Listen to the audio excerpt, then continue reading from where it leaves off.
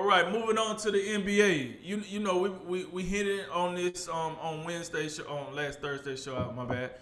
We talked about we was gonna make our list of our top 10 players post the NBA Finals this year.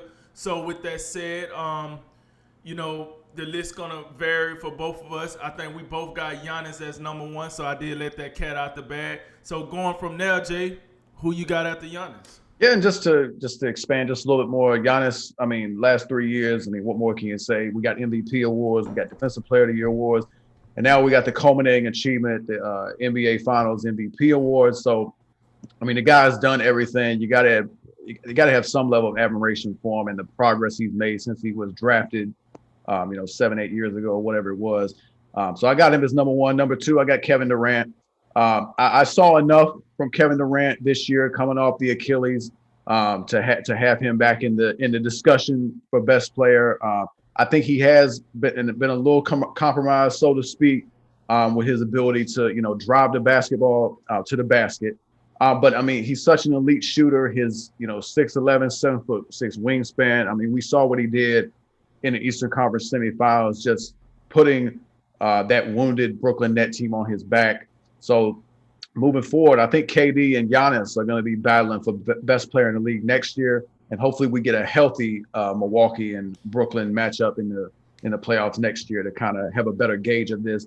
I guess I originally had LeBron at third, but I bumped him down to four. I put Steph at third because I was just so impressed with how Steph played this year without his running mate Klay Thompson. I thought he was spectacular. Didn't quite end up where he wanted to be. He got left out the playoffs, losing in the play-in to the Grizzlies and John Morant. But I thought he played. He had one of his best seasons. Still absolutely elite, shooting the basketball. Still can play make. Didn't show really any signs of slowing down, and was healthy for the most part. So I got him at third. LeBron taking just a little bit of a backseat here at four. I just think moving into the 18th season. We're looking at a situation in LA where I think the Lakers' success is going to be more predicated on Anthony Davis, and I think it's just for LeBron to keep playing. I'm not sure how long he wants to play, but for him to continue playing at a high level, I think he's going to have to take the foot off the gas just a little bit, take a little bit more rest here and there, play in spurts, save a little energy for the fourth quarter, and I think that's just that natural the process of aging has me like just moving him back a little bit on this list, but still much to be respected, and there's no shame at being four on this list with the three guys in front of him. Joel Embiid, I got him at five. I thought he had his best season. He was the most consistent we've seen him, and I really loved the way he persevered through the playoffs, dealing with an MCL injury. He was still their best player. Clearly, he was my MVP for last season. Lost to Nikola Jokic, but no shame in that. But I think Doc Rivers, probably Doc Rivers' best accomplishment in year one was getting Joel Embiid to play with more consistency. And I think that's all we need. I think he's the best big man in basketball. Kawhi Leonard, the two-way beast that he is, I got him at six. I understand the Clippers, they advanced a little bit farther than we thought they would without Kawhi Leonard, but he's still one of the best players in basketball, still one of the best, if not the best, two-way perimeter player in the game, and I got him at six. The Joker, the reigning MVP, comes in at seven. It seems a little ridiculous to have him this low when he's coming off the MVP season, but I mean, it's just a hyper competitive list that we're looking at, and but show me some more. The big thing is, and we talked about with Giannis from time to time, like you win an MVP, okay, what now? What can you do now? And Giannis has shown us. He's shown us more. He's gotten better to the point where now he's won an NBA championship. For the Joker to keep moving up, I think he's going to need to show that type of growth, particularly on the defensive end. But if he can do that, and we can see him in the finals, he's going to make his way further up this list. Anthony Davis, still perhaps maybe the most talented big man. The big issue with him is always, the guy's health. Had he not gotten hurt, who knows? Maybe we see the Lakers back in the NBA Finals, but he gets hurt in the first round, and we know that helped Phoenix get on that run that they went on. But nonetheless, still deserving to be in the top 10. James Harden, I got him at ninth. Feel like before this season, you'd have him in the top five pretty easy. But when you look at him now, he's playing a different role in Brooklyn. You know, he's out there, being the distributor, getting everybody involved, got big time assist numbers. But we still know what he can do. Um, when a team needs him to drop 50, he can drop 50 easy. So we know what we saw in the playoffs dealing with the hamstring injury, but certainly still deserving to be on this list. And last, but certainly not least, the Dallas Maverick Euro connection, Luka Doncic. Still, that was only his third season, but still getting better and better. The biggest thing we need to see from him is we just need to see some playoff success. But I'm not going to hold it too much against him because, I mean, you were going up against the dynamic duo of Kawhi Leonard and Paul George. And to Luka's credit, I mean, the Mavericks gave him two great series. And we know Dallas, I think Dallas for Luka to move up, Luka's got to be a little bit more consistent. He got to be a little bit better from the free throw line, be a little bit more impactful defensively. But also, he just got to get a little bit more help around him, particularly from the likes of Kristaps Porzingis. Yeah, man. I like that list, by the way. You know what I'm saying? Mine's a little bit different. I would say same personnel, just in a different order. So I start off by saying my top 5 are guys that have performed the best under the bright lights. And then when I mean by bright lights, we're talking champions here. We're talking NBA Finals MVP here. One, I went with Giannis. We just seen how he performed in the NBA Finals under those lights. Listen, you can give me all the stats you want about what he did up to this point, but we're talking about this point. And he did everything you would want your superstar player to do.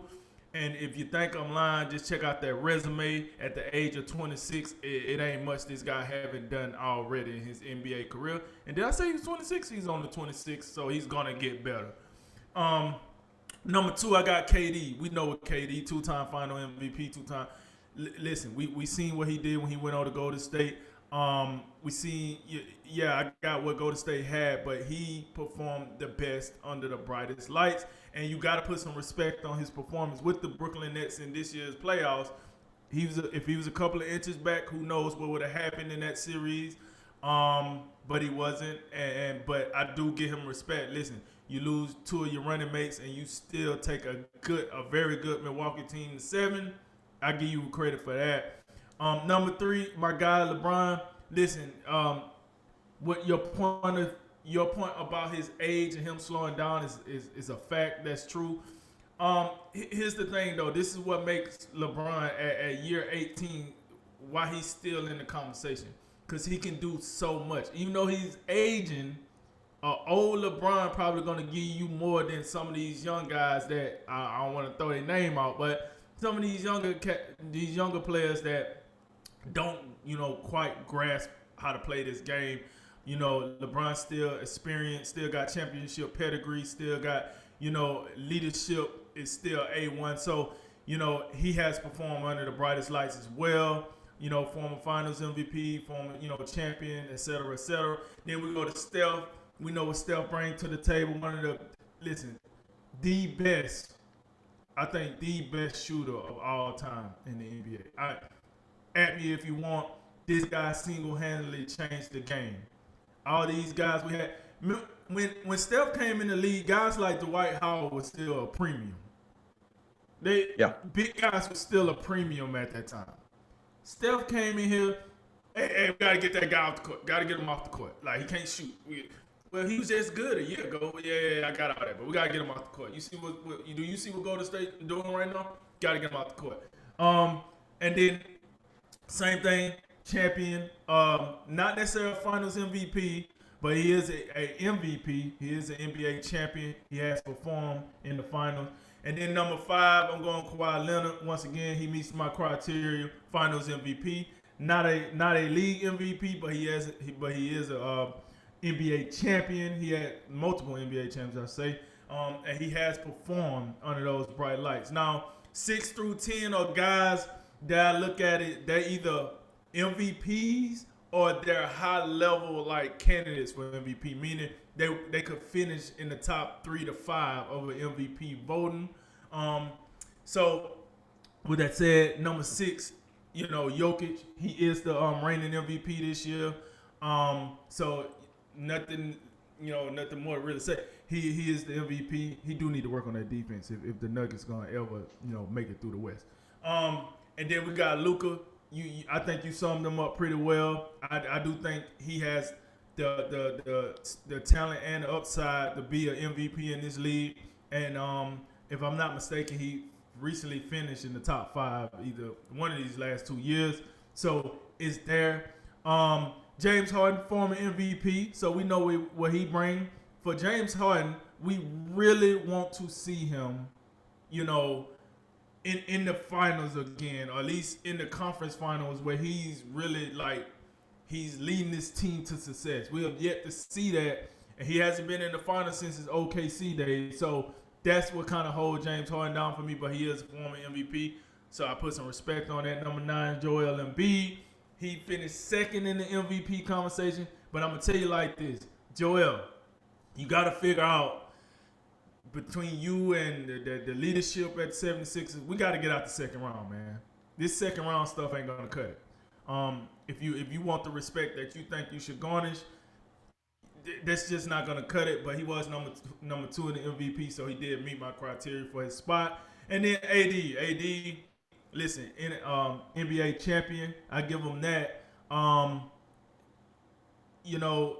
He has the talent to be a MVP. He has the talent to be a top 5 MVP candidate.